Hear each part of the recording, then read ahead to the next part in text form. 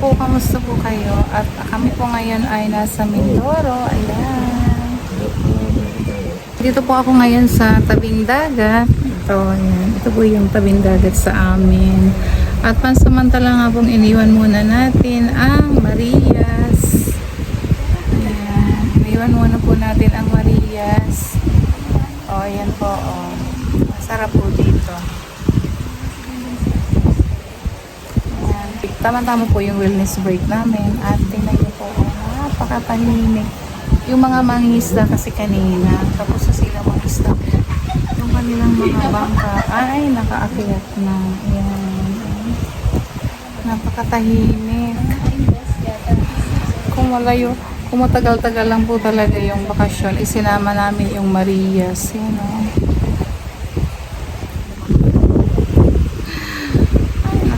Wala akong kasamang mali. Wala po kasi akong kasamang maligo. Gusto kong maligo. Napakalinaw ng tubig. Kaya doon na lang po ako maliligo sa amin.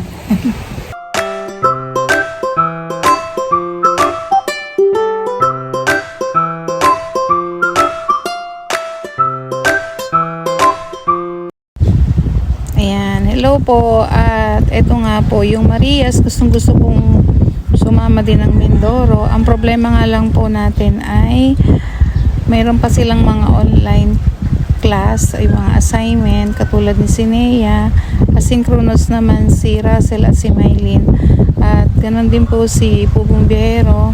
Pauwi na rin po siya ng Davao at nag-attend nga lang din ng birthday namin ng kapatid ko din. So, paalis din po siya ng Davao.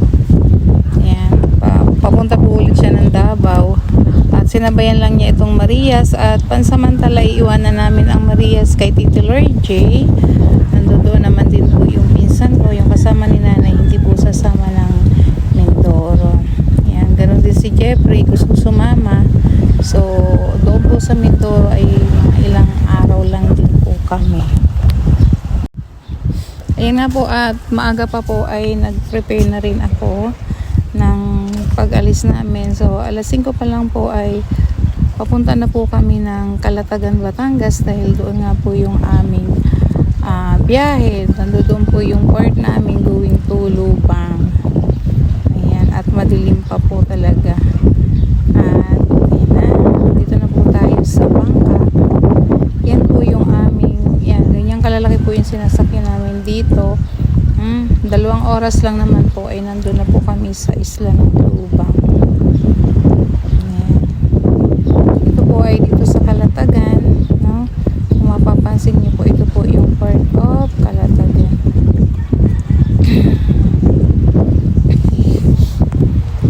Ayan, at matapos nga po ng ilang oras namin pag-iintay, ayan na po, at pinagsuot na po kami ng mga life jacket para po sa safety ng aming pag-travel going to Lubang.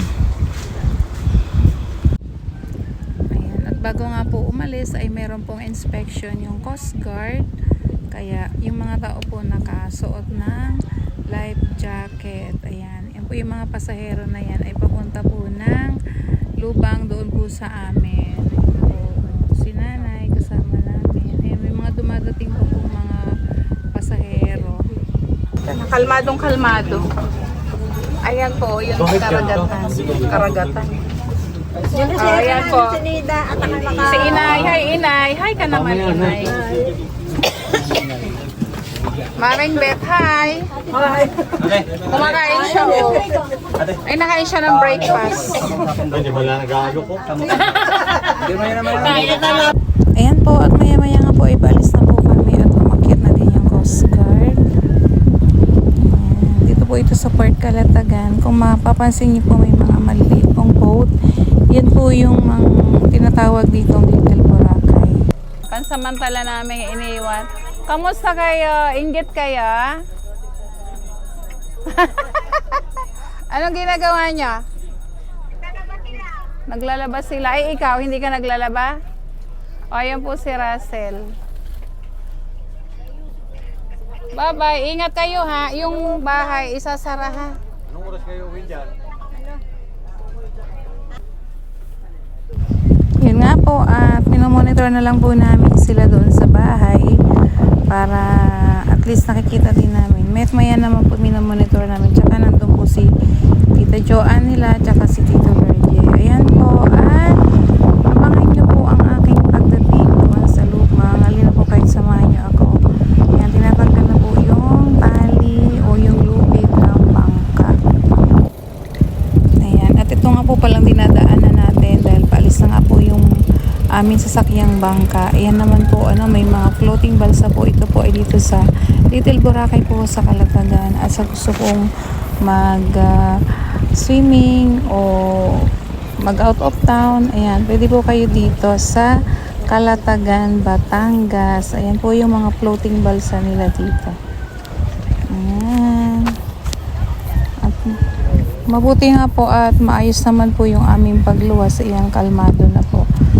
Ayan. At saglit lang po ito, mga 2 hours po ay nandoon na po kami sa amin. Mabilis lang po. At ayan, medyo natatanaw ko na po yung bundok sa amin. Kahit nandito po kami sa Calatagan. Kasi nga po kalmado lang po yung dagat. Ayan, dito pa lang po sa dagat, mag-i-enjoy na kayo na, marirelax na kaagad yung isip nyo. Ayun, doon po kami pupunta sa isla na yan. Ayan, yan po yung isla namin. Ang Lubang Island. Ang ganda po dito, sa dagat. Parang ang saya-saya. No, may mga speedboat na madadaanan kayo, may banana boat.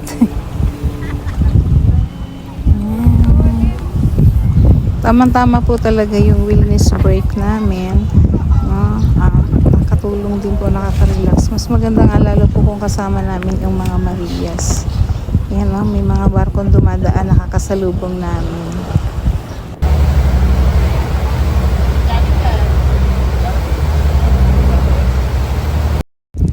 Ayan po, at dito na nga po kami sa aming port.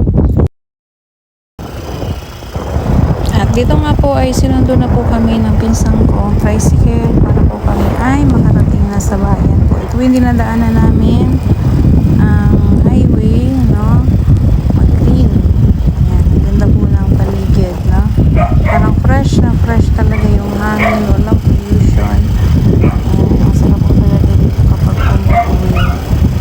At dito na nga po kami sa bahay. Parating, ayan ang sa inay.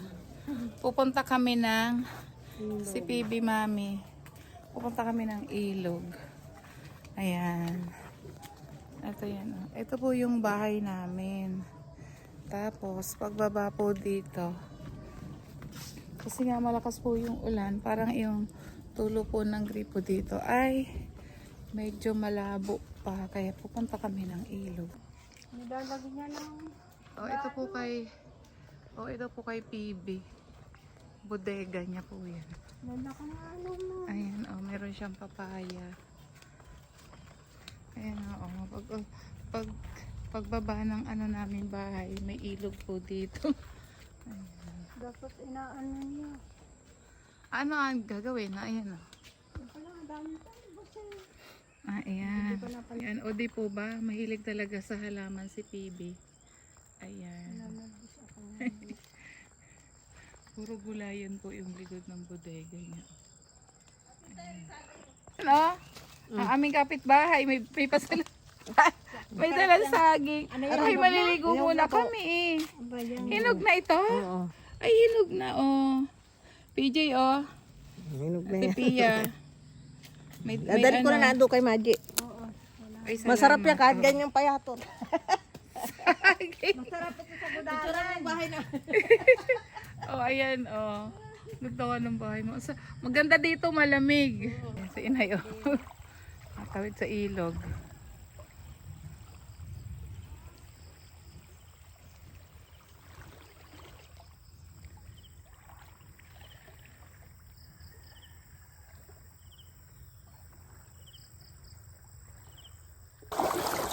Maligo dito.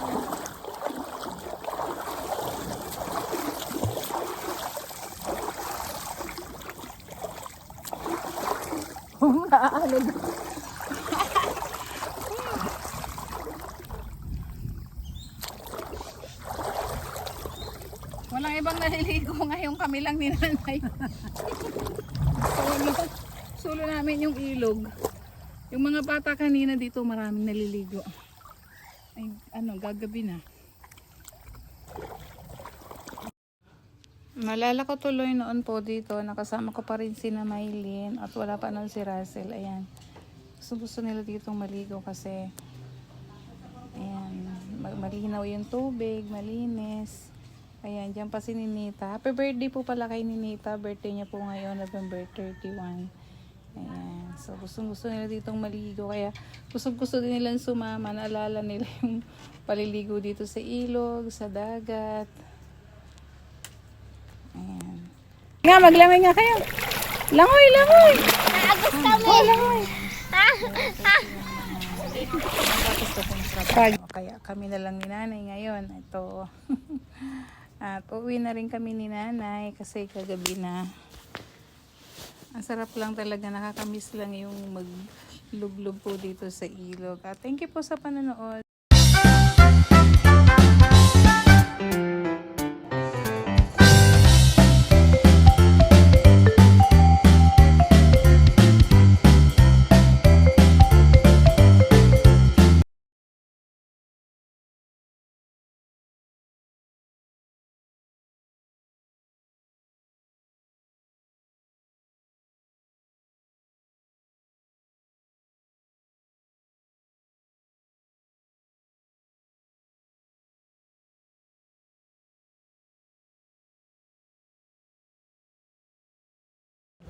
Ayan, thank you po. At ito ko na lang po tatapusin ang aking maikling video.